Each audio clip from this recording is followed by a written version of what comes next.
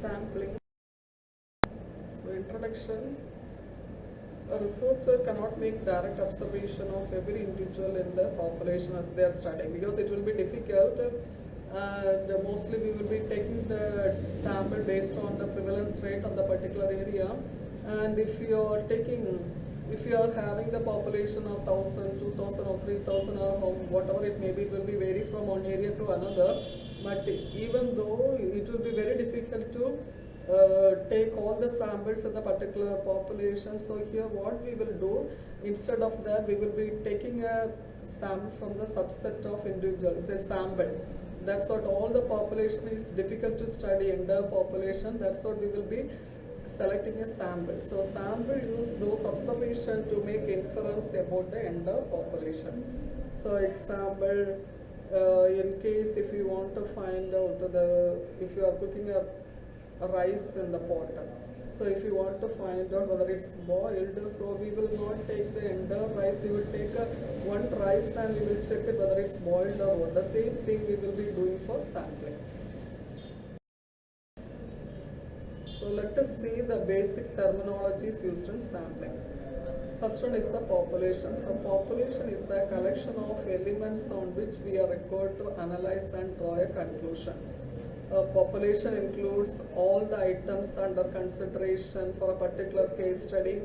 That is very large, and in Greek the population is denoted as sigma. Sigma, you can see this is the population.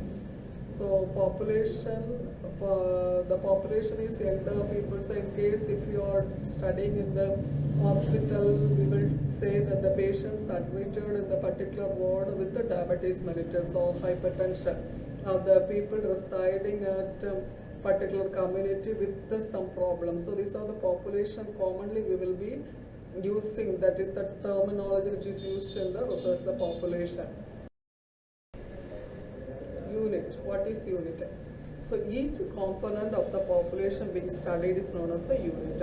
So here many of these units are chosen as samples for further analysis and detection. Here we can take a sample, you can take classroom students. A particular student is a unit. So a student we can consider as a unit when we are sampling students. And an arbitrary resident person in an area, if you are taking that arbitrary resident person, that person is a unit. What is strata? So strata is nothing but the section of population chosen by taking more or less homogeneous units together. So the people in the particular group are homogeneous, that is the people will be having the same characteristics. That is called stratum, and the plural we will call it as strata. So example we can say group of single billionaires or group of models who have married multiple times. Coming to the sample frame, the collection of elements from which you will be drawing sample. So that is the sample frame. So sample frame can be same as population. So sample is from where exactly the population you can determine. From the population you are supposed to collect the sample. So sample frame must be significantly larger than the sampling size. Here to obtain higher level of accuracy, the sample frame must be representative of the whole population. A sample, the items taken from the population for analysis. So that is the bunch of items we have taken from the population for analysis, that is the sample. So this sample can be chosen in the different ways. So here when we are taking the sample, mainly we will be considered two important things, that is two ways of choosing the sample. The first one is the probability sampling, and the second one is the non-probability sampling.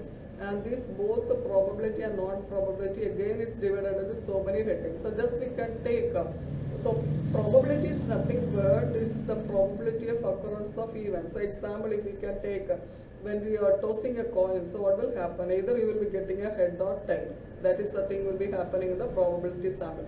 Only we will be having two options, either that is a head or tail. So that is the thing we will be following in the probability sampling. So here the various sampling methods allow the users to assign each item.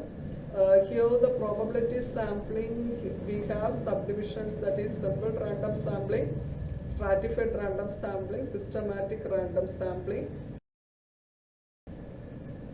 and non-probability sampling. So the non-probability sampling, mainly there will not be any probability of occurrence of events based on the convenience of the researcher, or purposively he or she will be selecting the sample.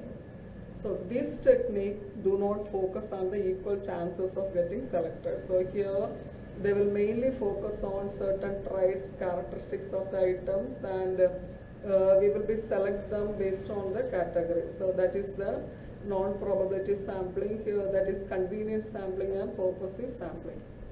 So convenience sampling, we can say that if you want to select a sample from the particular area based on your convenient time, 10 to 11, the patient those who are coming to the OPD, you will be taking the sample. So what is sample size? So the size of the total samples to be taken constitutes of the sample size. So this is the collection of all samples taken. The sample size may vary in the following factors. Sample size will be dependent upon the population, and in case if you are having only a minimal population, that is 100 or 200, if you are taking a patient's samples in the hospital, if you are having total patients, in patients is 200 or 100, so maximum amount of population will be covered in your sample size. But in case if you are taking a sample from a large area, that is 1000, 2000, we will be taking only a small samples. And when we are seeing the sample size, mainly it will be denoted based on the prevalence rate where exactly you are doing the study. And the variability of the population and the record level of accuracy, so it will be dependent upon the size of the population and the variability of the population. So sometimes the population will vary from one area to another, and the required level of accuracy. So more samples if you are taking, more accuracy, your accuracy level will be more. So that will be determined your sample size. And generalizing. Generalizing is the process of making an opinion or overall view on specific group by investigating and analyzing some of the evidences is known as generalizing. So example, the same example, let me say that already I said that if you want to find out you're boiling a rice, so it's not necessary to take the entire rice and check whether it's boiled or what. So instead of that, what we will do, we will be taking one rice and we will check it whether it's boiled or what. The same thing, a group of people or a population, we will be selecting a minimum unit or a single sample, and whatever the tool, whatever the things we are having, the independent variable we are introducing, that will be applicable in the small unit of the sample which you have chosen. So by choosing or introducing your independent variable, and we will be finding out what changes is occurring in the dependent variable by introducing an independent variable. So whatever the results you are determining, by obtaining the desired result or obtained result, you will be generalizing the same thing for the generalized population. So example, I can say that you are giving the garlic juice for the people with the hypertension. So you are collecting the sample from the particular area or community, that people those are having a known hypertension, and you are giving garlic juice. So here you will be taking 100 sample, and you know that particular population, their population is 5,000 or 7,000, and you are taking 100 sample, and 100 sample you are giving garlic juice, and after doing your post test you are finding your garlic juice is effective in reducing the blood pressure. So what you are doing, you are generalizing. So here the people those are having hypertension, after giving garlic juice, it is influencing something and you are getting some changes in the dependent variable. So that's what you are generalizing to the population. That is the generalizability. Generalizing enables us to use the results obtained from the study of a situation into other similar situations.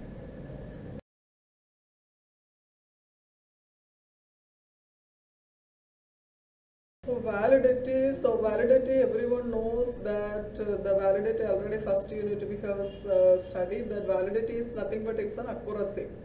That's what every research we will be doing the validity by giving our tool to the five experts, different experts. So they will be validating our tool, and they will, if any suggestions, and they will be having, we are having certain criteria. Based on that, they will be evaluating the accuracy of your tool. So that is the accuracy, truthfulness, and authenticity.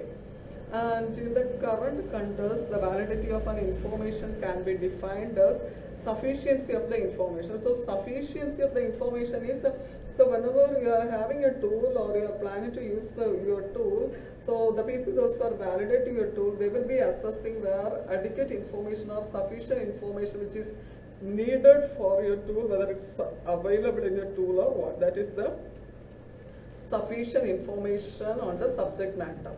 Then with the reasonable truthfulness, so your tool is truthful and without any biases. So the biases, so it should not cause any bias or prejudice. You can't copy the tool which has been already verified or someone used the same thing, so it should modify.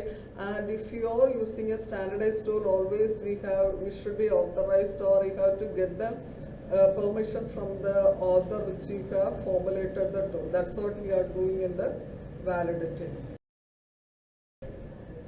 Then bias. So the bias is lack of justice to the items due to different reasons. So here, if your tool have a bias, it will be affecting the validity and efficiency. And what will happen, so if your tool has certain bias or variability, and it will be overall affecting your conclusion or opinion drawn on the population. So if your tool is not properly validated, it will be having a bias, and even though you are using for certain group of people or unit in the particular population, we can't generalize it by using certain type of tool. So here, that's what biases may occur due to different reasons. Some of the reasons for biases are lack of knowledge of the persons carrying out the system. So the researcher who is using the tool, he or she doesn't have a proper knowledge how to use the tool. So what will happen? She can't obtain the proper information. That will be causing a bias. Then collusion of interest of a person. So the particular researcher or the person who is using the tool, he doesn't have a proper interest towards the research, and so lack of interest, he will not be using the tool properly. So that will be also causing a bias. Then inherent reasons like laziness, lack of enough resources, monotony, etc. So laziness, lack of enough resources, monotony. Sometimes what will happen, some tool it will be having some headings and needs certain resources. Example, glucometer or BP, that is sphygmomanometer, temperature, like that. So what will happen, some people whenever they are lazy, without checking the temperature, they may be writing their own reading, or without having the proper resources, simply they will be blindly writing something. So that monotony, the researcher will be changing or fluctuating certain things depend upon his own convenience. So these all the things will be causing certain bias, and it will bringing a flop in your result.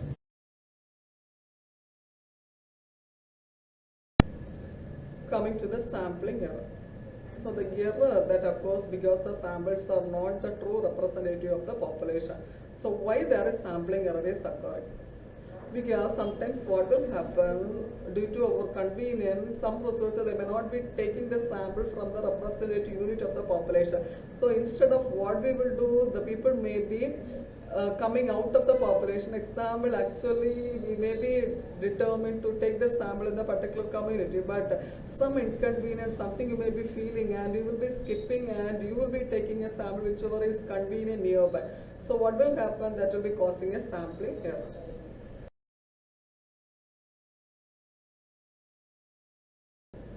The next is the systematic error. The systematic error is the errors due to wrong use of equipment or the data handling system, or inappropriate usage of theory. So if you will be every research we are adapting a theory. So the researcher is not aware of the theory, how to use or how to utilize it, it may be becoming a flop. Or the wrong use of equipment. So example, if you are using a glucometer or BP apparatus or chemometer, whatever it may be, so if the researcher doesn't have a proper skill in using the equipment, he may be getting a wrong reading. that also will be affecting the result. That is the systematic error. Systematic error. So example, if you are taking that inaccuracy in the recorded temperature, so the recorded temperature, and even sometimes when you are checking the temperature, you will be getting a reading a proper thing, and at the time of recording, you may not be able to record in a proper manner, or in a poor thermal contact between the thermometer, and after checking the temperature, even though you are unable to read the temperature, not accurately reading the temperature, so that will be causing an error, so improperly you will be recording the temperature. Coming to the random error. So the random error is the errors due to unpredictable reason like interpreter's wrong interpretation.